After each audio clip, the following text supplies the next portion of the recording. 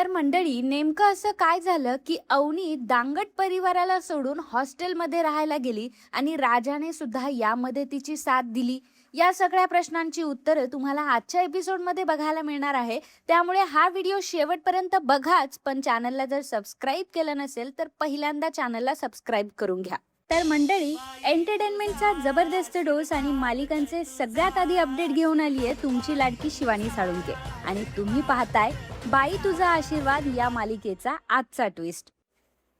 तर मंडळी, अवनी आणि राजाच्या रिसेप्शन पार्टीमध्ये धोंडीबाने जे त्यांचं लग्न लावलेलं असतं त्या गोष्टीमुळे अवनीला प्रचंड मोठा धक्का बसलेला असतो. आणि आता या घरात राहणं आपल्याला शक्य नाही, नाहीतर आपले स्वप्नही पूर्ण होणार नाही आणि आपण एवढ्या चांगल्या माणसांना फसवतोय या भावनेने आता अवनीने घर सोडायचं ठरवलेलं असतं. अवनी राजाला म्हणते की राजा, मला या घरातून जायचंय. राजा तिला म्हणत असतो की अहो, तुम्ही एवढी का घाई करताय? अहो, तुमच्या हक्काचं घर आहे, तुम्हाला जितक्या वेळ राहायचं तितक्या वेळ तुम्ही राहू शकता. अवनी म्हणते की राहायला तर मी राहू शकते, परंतु मला इथे राहायची सवयही करून घ्यायची नाहीये आणि एवढ्या चांगल्या माणसांच्या नजरेत धूळफेकही करायची नाहीये. तुझे वडील आपल्या लग्नाने किती खुश आहेत, तुझे भाऊ, तुझ्या भावांना तर किती आनंद झालाय. आणि जेव्हा त्यांना कळेल की हे लग्न खोटं आहे आणि मी तुमच्या घरात एक अशीच मुलगी म्हणून राहते, तेव्हा त्यांना किती मोठा धक्का बसेल याचा विचार केलाय का तू? आणि त्यांचं मन किती तुटेल याचा विचार केलास का तू? राजा म्हणतो की अहो, पण रात्रीच आपलं रिसेप्शन झालंय ना, तुम्ही असं दुसऱ्या दिवशी लगेच निघायचा का प्लॅन बनवताय? तेव्हा अवनी म्हणते की म्हणून तर निघायचा प्लॅन बनवते. गावातल्या लोकांना जो काही विचार करायचा आहे तो करू देत, परंतु काही झालं तरी तुझ्या घरच्यांना मात्र धक्का बसायला नको आणि त्यांना त्रास व्हायला नको. मला माहिती आहे की थोडा त्रास आता त्यांना होईल मी जर निघून गेले तर, परंतु हळूहळू ते माझ्याशिवाय राहण्याची सवय करून घेतील आणि मग काही काळानंतर जेव्हा तुझं लग्न होईल तेव्हा सगळ्या गोष्टी ठीक होतील. पण मग आता मी जर तुमच्या घरी राहिले आणि माझं शिक्षण झाल्यानंतर जेव्हा मी इथून निघून जाईल तेव्हा मात्र घरच्यांना किती मोठा धक्का बसेल याचा विचार तरी केलायस का तू? आणि मग त्यानंतर तुझं लग्न होणं सुद्धा मुश्किल होईल. हे बघ राजा, मला या सगळ्या गोष्टीमध्ये अडकायचं नाहीये आणि ना मला तुझ्या घरच्यांना अडकवायचंय. एकतर मी माझ्या घरच्यांना ऑलरेडी अडकवलंय या सगळ्यात. बाबांनी माझ्यामुळे काय केलं तुला चांगलंच माहितीये. माझ्यामुळे बाबांना हॉस्पिटलमध्ये ऍडमिट व्हावं लागलं. आता हीच परिस्थिती मला तुझ्या घरामध्ये पुन्हा नकोय आणि त्यामुळे मी हा एवढा मोठा निर्णय घेते. मला काहीही करून हॉस्टेलला जायचंय. मग राजा आता मनात म्हणत असतो की यांनी एवढ्या लवकर हॉस्टेलला जायला नकोय आणि ह्या सारखं सारखं हॉस्टेलबद्दलच बोलत असतात. मला आता काहीतरी करायला पाहिजे. मग तो अवनीला म्हणतो की ठीक आहे ना, आपण एक काम करूया, आपण एक 4-5 दिवसांनी हॉस्टेल शोधायला जाऊयात ना. अवनी म्हणते की नाही, हॉस्टेल शोधायचं आजच शोधायचं आणि मी आजच हॉस्टेलवर शिफ्ट होणार. असं म्हटल्यावर राजाला धक्काच बसतो. आता राजा काही म्हणू पण शकत नसतो, कारण अवनी त्याच्यासोबत निघून आलेली असते ते एकाच शर्तीवर, ते म्हणजे तिला हॉस्टेलला जायचंय. आता राजाकडे दुसरा कुठलाही पर्याय नसतो. अवनी त्याला म्हणते की मी एक काम करते, मी आता माझी बॅग वगैरे भरते आणि आपण कोणालाही न सांगता इथून निघून जाऊयात, म्हणजे कोणी आपल्याला थांबवणार सुद्धा नाही. आपण गुपचूप इथून निघून जाऊयात. राजा म्हणतो की ठीक आहे, तुम्ही जसं म्हणताय तसं. राजा टेन्शनमध्ये असतो. अवनी त्यावेळी घरामध्ये बॅग भरण्यासाठी निघून गेलेली असते. राजाला इतकं टेन्शनमध्ये बघून आता यशोधन तिथे येतो आणि तो त्याला विचारतो की काय झालंय, एवढं टेन्शनमध्ये का आहेस तू? तेव्हा राजा आता रडायला लागतो आणि म्हणतो की अरे दादा, अवनी आता निघून चाललीये. अवनी हॉस्टेलला जायचं म्हणते आणि ती आता पुन्हा इथे परत कधीही येणार नाहीये. तिच्यासाठी या लग्नाचा काहीच अर्थ नाहीये, पण माझ्यासाठी खूप मोठा आहे. मी मात्र त्यांच्यावर मनापासून प्रेम करतो, माझं त्यांच्यावर खूप प्रेम आहे. आता हे ऐकल्यावर यशोधनला वाईट वाटतं, कारण यशोधनला माहीतच नसतं की राजाचं सुद्धा अवनीवर प्रेम आहे. त्याला वाटतं की ह्या दोघांनीही तडजोड केली आहे आणि राजाने फक्त अवनीला एक माणूस म्हणून मदत केली आहे. परंतु राजाचं अवनीवर एवढं प्रेम आहे हे यशोधनला तेव्हाच समजलेलं असतं. राजा यशोधनला म्हणत असतो की दादा, आता मी काय करू रे? अवनी तर फक्त हॉस्टेलला जायचंच म्हणते आणि ती इथे राहायला तयारच नाहीये. त्यावेळी यशोधन म्हणतो की मग मग काय करायचं? राजा म्हणतो की मला असं वाटत होतं की जर त्या आपल्या घरी समजा जर एखाद वर्ष राहिल्या तर त्यांना आपल्या घरी राहण्याची सवय होईल आणि मग काय त्या हळूहळू या सगळ्या गोष्टी ॲक्सेप्ट करतील. मी त्यांची सगळी स्वप्न पूर्ण करायला सुद्धा तयार आहे. मी सगळं काही ते करायला तयार आहे त्यांच्यासाठी, फक्त त्यांनी इथे राहायला पाहिजे. त्यावेळी यशोधन त्याला समजावून सांगत असतो, की "हे बघ राजा, असं आपण कोणाच्या मनापलीकडे जाऊन काहीच करू शकत नाहीये. जर अवनीचं मन इथे राहायचं नाहीये, तर आपण तिला फोर्स करू शकत नाही. तिला जर हॉस्टेलला राहायचंय, तर राहू दे तिला हॉस्टेलला. अजून तिच्यावर जबरदस्ती करू नको. मला माहिती आहे, की तुझं तिच्यावर प्रेम आहे, परंतु तिचं तुझ्यावर अजिबात प्रेम नाहीये. तिचं तिच्या स्वप्नांवर प्रेम आहे. त्यामुळे तिची स्वप्न तिला पूर्ण करू देत आणि तिला जिथे कुठे राहायचे तिथे राहू देत." यशोधनने आता राजाला हा सल्ला दिलेला असतो. आता यशोधन सुद्धा ही गोष्ट बोलल्यामुळे राजा आता हतबल झालेला असतो आणि त्याला वाईट वाटत असतं, की शेवटी आता पुन्हा एकदा अवनी आपल्याला सोडून जाणार. थोड्याच वेळात आता अवनी तिथे बॅग घेऊन आलेली असते आणि ती राजाला म्हणते, की "मी ही बॅग गाडीमध्ये ठेवते, म्हणजे कोणी म्हणायच्या आत किंवा कोणी बघायच्या आत आपण लगेच निघून जाऊयात." अवनी आता पटकन गाडीमध्ये बॅग ठेवते आणि राजा आणि अवनी लगेचच गाडीत बसून निघून जातात. राजा आणि अवनी दोघंही आता हॉस्टेल शोधायला गेलेले असतात. तर एका हॉस्टेल जवळ येऊन दोघंही थांबलेले असतात. एक हॉस्टेल असतं जे की छान असतं. ते हॉस्टेल बाहेरून सुद्धा सुंदर असतं. ते बघून अवनी म्हणते, की "वॉव! हे हॉस्टेल छान आहे आणि इथे वातावरण सुद्धा खूप छान आहे. इथे जर माझं ॲडमिशन झालं तर मला काही प्रॉब्लेमच नाही. इथून कॉलेज सुद्धा जवळ आहे. मी इथून कॉलेज पण करू शकते." राजा म्हणतो, की "ठीक आहे, तुम्हाला जसं वाटेल तसं बघा." मग अवनी आणि राजा दोघंजण आता हॉस्टेलमध्ये जातात. हॉस्टेल पूर्ण बघून घेतात. हॉस्टेलमध्ये अवनीला आता तिचा रूम दाखवला जातो. तर त्या मॅडम अवनीला रूम दाखवतात आणि म्हणतात, की "ही तुमची रूम आहे. या रूममध्ये अजून 2 मुली राहतील. मला त्या मुलींमध्ये ॲडजस्ट करावं लागेल." अवनी म्हणते, की "मला चालेल. मला रूम खूप आवडली आहे." अवनी आता राजाजवळ येते आणि राजा आणि अवनी दोघं डिस्कस करत असतात. अवनी राजाला म्हणते, की "रूम खरंच खूप छान आहे. मला खूप आवडली आहे आणि मला इथे राहायला पण आवडेल. इथे माझा अभ्यास देखील होईल आणि माझी सगळी स्वप्न मी इथे राहून पूर्ण करू शकते." राजा केविलवाणे अवनीकडे बघत असतो. त्याच्या मनात तर खूप असतं, की अवनीने इथे राहू नये, अवनीने तर माझ्या सोबत राहावं. परंतु आता नाईलाज असतो राजाचा सुद्धा. तो तिला फोर्स करू शकत नसतो. मग त्यानंतर अवनी आता त्या हॉस्टेलच्या मॅडमला विचारते, की "इथे किती पैसे लागतील?" तेव्हा त्या मॅडम सांगतात, की "तुम्हाला महिन्याला ₹8,000 द्यावे लागतील. त्यामध्ये तुमचं जेवण आणि राहणं दोन्हीही व्यवस्था असतील." अवनी 8,000 ऐकून थक्क होते आणि ती राजाकडे बघू लागते. तेव्हा राजा आता अवनीला म्हणतो, की "हे बघा, काळजी करू नका. ₹8,000 महिन्याचे मी तुम्हाला देत जाईल. तुमच्या वाट्याचे पैसे मी बाजूला काढून ठेवत जाईल.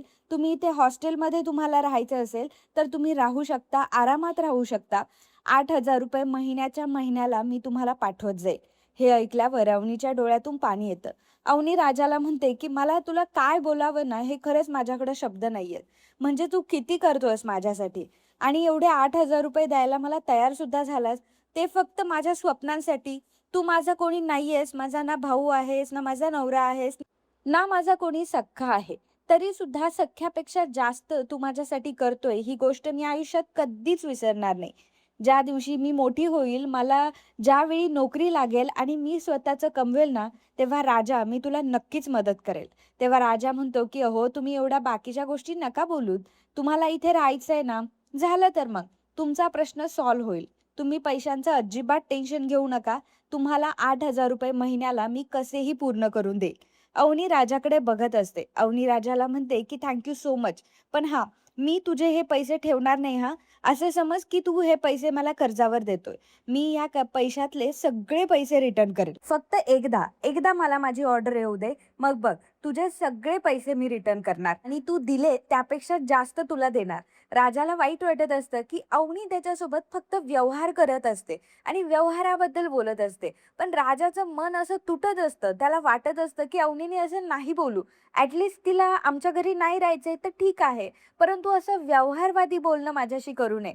जर मी तिला एवढी मदत केली आहे आणि ती जर माझ्यामुळे इथे आली आहे, तर निदान असं तरी बोलू नये. निदान एक मित्र तरी मला समजावं, अशी राजाची अपेक्षा असते. मग राजा अवनीला म्हणतो, की "हे बघा, तुम्ही मला सारखं-सारखं व्यवहारामध्ये घेरू नका. असं समजा ना, की ठीक आहे, मी तुमचा नवरा नाहीये, परंतु तुमचा एक चांगला मित्र तर होऊ शकतो ना. निदान मित्राची इज्जत तरी मला द्या आणि मित्रामध्ये व्यवहार नसतो. मी एक मैत्री म्हणून तुम्हाला मदत करतोय असं समजा. सारखा-सारखा पैशांचा विषय आणि दागिने काढून देण्याचा विषय का करत असता तुम्ही?" अवनी म्हणते, की "सॉरी हां, खरं तर तू माझ्यासाठी एवढं करतोय ना, म्हणून ते मला आतून येतंय." तेव्हा राजा म्हणतो, की "हे बघा, मी तुम्हाला जी मदत करतोय ते मैत्री खातर करतोय आणि याबद्दल मला ₹1 सुद्धा रिटर्न नकोय. तुम्ही तुमची स्वप्न पूर्ण करा, हेच माझ्यासाठी खूप काही आहे." आणि यालाच तर खरी मैत्री म्हणतात. अवनी राजाकडे खूप आनंदाने बघत असते. मग त्यानंतर त्या हॉस्टेलच्या ज्या मॅडम असतात, त्या अवनी आणि राजाला म्हणतात, की "जर तुमचं बोलणं झालं असेल आणि जर तुमचं इथे ॲडमिशन कन्फर्म असेल, तर मला तुमचे डॉक्युमेंट लागतील." अवनी विचारते, की "काय-काय डॉक्युमेंट लागतील?" आणि मग आता मॅडम सगळेच डॉक्युमेंटची लिस्ट काढतात. मॅडम म्हणतात, की "तुम्ही ज्या कॉलेजमध्ये आहात, त्या कॉलेजचा बोनाफाईड लागेल, त्याचं सर्टिफिकेट लागेल, त्यानंतर तुमचं आधार कार्ड लागेल, पॅन कार्ड लागेल." सगळे काही डॉक्युमेंट्स आता अवनीकडे मागितले जातात. अवनी राजाकडे बघू लागते. राजाला ती म्हणते, की "आता आता काय करायचं?" राजा म्हणतो, की "काय झालं?" अवनी म्हणते, "माझ्याकडे डॉक्युमेंटच नाहीये." राजा म्हणतो, की "माझ्याकडे तुमचं आधार कार्ड आहे, तेवढं मी देऊ शकतो." आता आधार कार्डवर अवनी विचारते, की "मॅडम आधार कार्ड असलं तर चालेल का?" पण मॅडम म्हणतात, की "नाही, आम्हाला तुमची सगळी डॉक्युमेंट्स लागतील आणि तुमचं लग्न झालंय का?" तर अवनी लगेच सांगते, की "नाही, माझं लग्न नाही झालंय." तेव्हा मॅडम म्हणतात, की "मग तुमची सगळी डॉक्युमेंट मला द्यावी लागतील. तुम्हाला जी लिस्टमध्ये मी डॉक्युमेंट सांगितली आहे, ती डॉक्युमेंट जोपर्यंत मिळत नाही, तोपर्यंत तुम्हाला या शहरात हॉस्टेलमध्ये कुठेच ॲडमिशन मिळणार नाही." हे ऐकून अवनी राजाकडे बघू लागते आणि राजा म्हणतो, की "2 मिनिटं थांबा, मी बघतो काय होतं का ते." तर राजा आता त्या मॅडमला रिक्वेस्ट करत असतो आणि म्हणत असतो, की "अहो, आम्ही खरंच फ्रॉड नाहीये. अहो, आमचे डॉक्युमेंट जे आहे ना, ते सगळे घरी राहिलेत. प्लीज तुम्ही काहीतरी करा ना. वाटलं तर थोड्या दिवसांनी मी तुमचे सगळे डॉक्युमेंट आणून देतो. पण आत्ता त्यांचं ॲडमिशन कन्फर्म करा ना. आत्ता त्यांना ॲडमिशन द्या ना." पण मॅडम म्हणतात, की "अजिबात चालणार नाही. जोपर्यंत कॅन्डिडेटचे सगळे डॉक्युमेंट आमच्या हातात येत नाही, तोपर्यंत आम्ही कॅन्डिडेटला ॲडमिशन देत नाही." त्यामुळे आता अवनीचं ॲडमिशन तिथंच रिजेक्ट झालेलं असतं. कारण हेच असतं, की डॉक्युमेंट्स अवनीकडे नसतात. त्यामुळे अवनी आता नाराज होऊन खाली येते. राजा तिला म्हणतो, की "काय झालं? तुम्ही नाराज झालात?"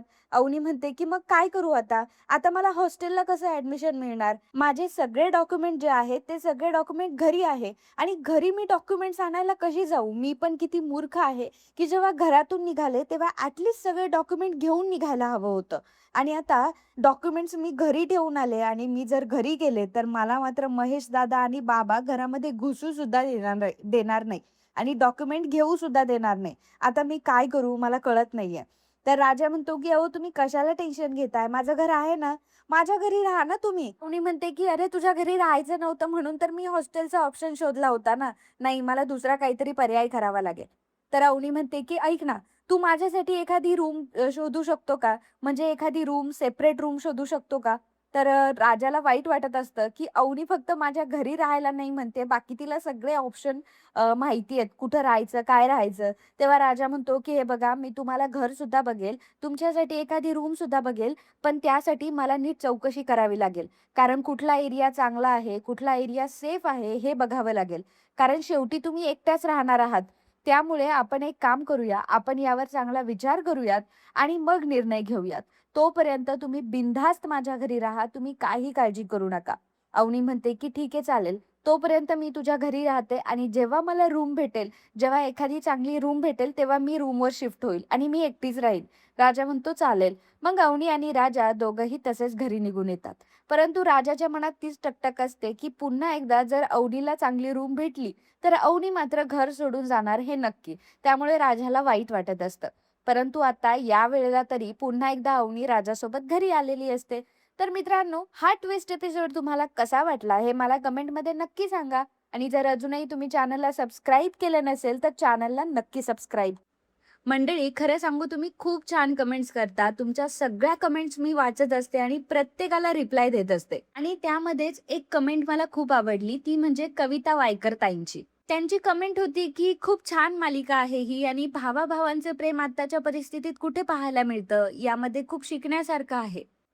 कविताताईंची ही गोष्ट अगदी खरी आहे. कारण "बाई तुझा आशीर्वादमध्ये" फक्त भावाभावांचं प्रेम नाही, तर बाकीच्या खूप काही गोष्टी शिकायला मिळतात.